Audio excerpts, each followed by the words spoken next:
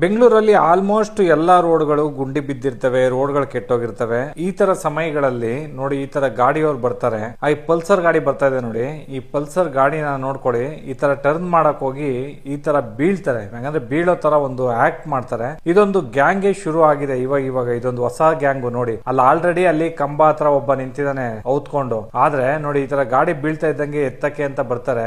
ಎತ್ತುತ್ತಾ ಇದ್ದಂಗೆನೆ ಈ ವ್ಯಕ್ತಿ ಹೆಲ್ಪ್ ಮಾಡಕ್ ಹೋಗಿದ್ನಲ್ಲ, ಆ ವ್ಯಕ್ತಿದು ಮೊಬೈಲ್ ನ ಎತ್ಕೊಂಡ್ಬಿಡ್ತಾರೆ ನೋಡಿ. ಆರಾಮಾಗಿ ಕೂತ್ಕೊಂಡು ಹೋದ. ಅದಕ್ಕೋಸ್ಕರ ನಿಮ್ಮ ಮನೆ ಹತ್ರನು ಈ ತರ ಮಾಡೋರು ಇರ್ತಾರೆ. ದಯವಿಟ್ಟು ಯಾರು ಹೆಲ್ಪ್ ಮಾಡಕ್ ಹೋಗ್ಬೇಡಿ. ಏನೋ ಅಯ್ಯೋ ಪಾಪ ಗಾಡಿ ಬಿತ್ತಲ್ಲಪ್ಪ ಎತ್ತನ ಅಂತ ಹೋದ್ರೆ ಮೊಬೈಲ್ ಗಳನ್ನೇ ಕಳ್ತನ ಮಾಡೋ ಅಂತ ಒಂದು ಪರಿಸ್ಥಿತಿ ಬಂದಿದೆ ಇವ್ರದ್ದು.